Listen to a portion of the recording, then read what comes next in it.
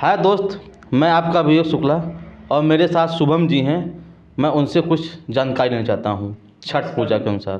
नमस्कार मित्रों, मेरा नाम शुभम पांडे है। मैं भदोही ज़िले का रहने वाला हूँ। मित्रों, जैसा कि मैं बताना चाहूँगा कि आज का दिन जो है छठ का दिन है। ये मुख्य रूप से भाई दूज के दूसरे दिन से शुरू हो जाता है यह पर्व। तो छठ के बारे में मैं बताना चाहूँगा कि मैं बिहार में 2 साल तक रहा हूँ, तो वहाँ पे छठ का जो महत्व देखा वो आपको थोड़ा बताना चाहूँगा।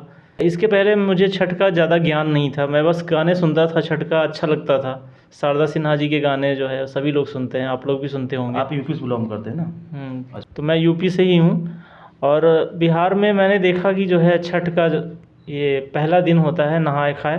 पहले दिन वो लोग क्या करते हैं कि अपना स्नान करते हैं और सिंपल जो है कद्दू की सब्ज़ी बनाते हैं, खाते हैं, और चना का दाल वगैरह ये सब बना के खाते हैं, सादा भोजन करते हैं। फिर अगला दिन होता है खरना का दिन जो होता है वो छठ पर्व का विशेष दिन है।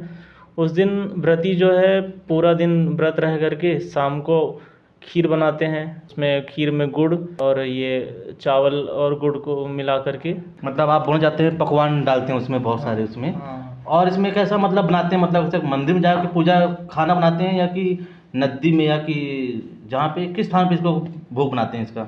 ये जो खरना का दिन है उस दिन तो ये नदी के पास नहीं जाते हैं, वो घर पे ही बना लेते हैं खीर, और सभी लोगों को, अपने परिवार इष्ट मित्रों को जो है खीर खिलाते हैं, और अब खुद भी थोड़ा सा वो प्रसाद लेते हैं। खीर खाते हैं कि और भी खाना ऐसे कुछ खाते हैं उसके साथ, आप बताइए। नहीं, और कुछ भी नहीं खाते हैं, वो केवल प्रसाद ही ग्रहण करते हैं। अच्छा। प्रसाद ग्रहण करने के बाद फिर अगला दिन होता है खरना के बाद जो है वो सूर्य को अर्घ देने का काम होता है। सूर्य अर्घ, संध्या सूर्य अर्घ में जो है शाम के समय में जब सूर्य डूबता है, अस्त होता है, उस समय जो है सूर्य को अर्घ देते हैं। और वहाँ पे विशेष पूजा की जाती है जिसमें पकवान बनते हैं और ठुकवा बनता है, स्पेशल ठुकवा जो कि देसी घी का बनता है। अब वहाँ पे बोलते हैं कि कुछ गन्ने का ऐसे लगा के उसका ऐसा कुछ बनाया जाता है कि सिंपल जाके पूजा करते हैं? हाँ, जो संध्या सूर्य अर्घ का समय होता है उस समय वो गन्ने का बनाते हैं और बांस की टोकरी ले जाते हैं। बांस की टोकरी में फल फूल पुष्प जो भी है उनका पूजा करने का सामग्री वो सब लेके जाते हैं। तो ये जो फल फूल रहता है ये दैनिक रहता है कि मतलब और कुछ पकवान इसमें एक्स्ट्रा रहते हैं? ओनली फल फूल रहता है कि घर के ही पकवान रहते हैं कि कुछ ऐसे बाहर से भी? नहीं, हाँ, मतलब पकवान रहते ही हैं, और ये विशेष रूप से उसमें ठुकवा रहता है। ठुकवा और घर में बनाए हुए पकवान भी रहते हैं कुछ, जैसे जो चावल के लड्डू हो गए, इस तरह की चीज़ें। चावल के लड्डू, तिल के लड्डू, कुछ हाँ, लिए सब बनाते हैं ना? जी। अच्छा, तो अपना ये थर्ड डे चलता है और फोर्थ डे में क्या करते हैं इसमें? फोर्थ डे लास्ट टाइम होता है कि अभी और 2 दिन चलता है इसमें? नहीं, ये चौथा दिन अंतिम दिन होता है। चौथे दिन जो है जो व्रती है, इसमें व्रती में जो है महिलाएं, बच्चे और कोई भी रह सकता है व्रत इसका। वो जो है सुबह जा कर के नदी के किनारे और नदी में जाके खड़े रहते हैं भोर में ही, और वेट करते हैं कि जब सूर्य निकले और उनको अर्घ दें वो।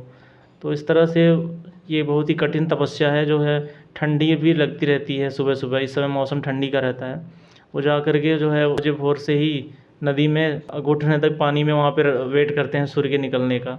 जब सूर्य निकलते हैं 2 घंटे 3 घंटे में, तो फिर उनको अर्घ देते हैं। अच्छा, आप ये बोलना चाहते हैं कि जो बूढ़े सियान बच्चे सब जाके आप नदी में स्नान करते हैं, सूर्यदेव को भी अर्घ करते हैं।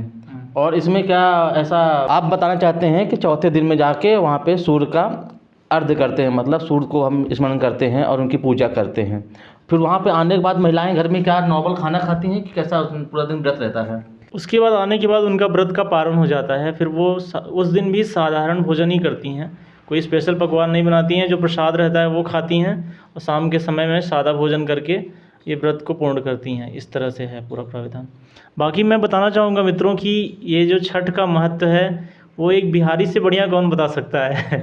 वो जितने अच्छे ढंग से बता पाएगा, जितना अच्छे ढंग से कर पाएगा, हम लोगों ने तो देखा है, देख करके इतना अच्छा बता पा रहे हैं, लेकिन जो स्वयं करते हैं उसका महत्व को वही समझ पाते हैं। ये मतलब बताना चाहते हैं कि बिहार में ही बिहार के लोग पूजा करते हैं और उनको इससे ज़्यादा उनको जानकारी रहती है।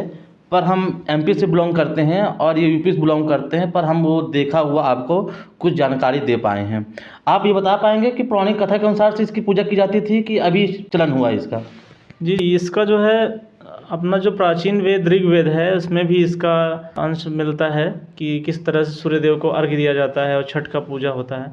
और सबसे एक प्रमुख कथा मैं बताने जा रहा हूँ कि जब राम भगवान ने रावण का वध किया था, तो उसके बाद उनके वध का प्रायश्चित करने के लिए उनके यज्ञ में सूर्य को सीता माता ने जो है छठ का व्रत रखा हुआ था, और वो व्रत को पूर्ण किया था सीता माता ने।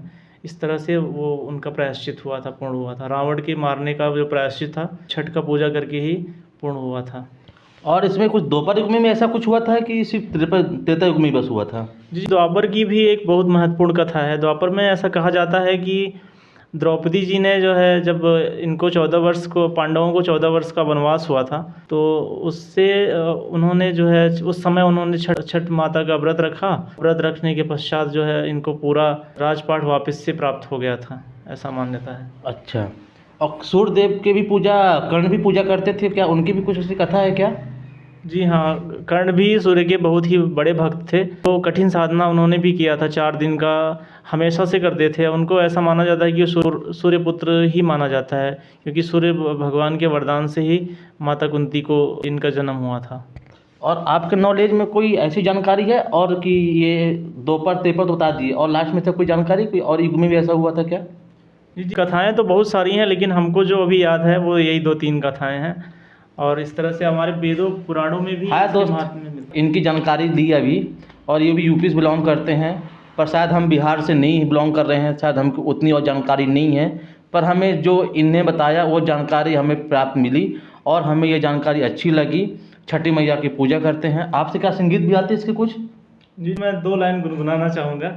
आप और प्लीज़ मैं आपको बताना चाह रहा हूँ कि यूपी और एमपी में भी मनाए जाते हैं छठ, ऐसा नहीं है, लेकिन हम लोगों ने उतने चाव से या उस ढंग से नहीं देखा है जितने ढंग से हम बिहार में देखते हैं। अच्छा, बिहारियों को ज़्यादा ये रहता है। हाँ, बहुत ज़्यादा। हमें कुछ संगीत सुना पाएंगे क्या? जी, मैं 2 लाइन आपको सुनाना चाहूँगा। दुखवा मिटाई छठी मैया, सरा सबके पुरा मनसा, हमरो सुन ली पुकार। वाह, क्या ये गाना सुन के वाकई में लग रहा है कि छठ का योगदान कितना ज़्यादा है। तो धन्यवाद सबको छठ की पूजा के लिए और छठ मनाने के शुक्ला जी, लिए। आपको भी छठ की बहुत बहुत बधाई। आपको भी। और सभी देशवासियों को और सभी एमपी वासियों को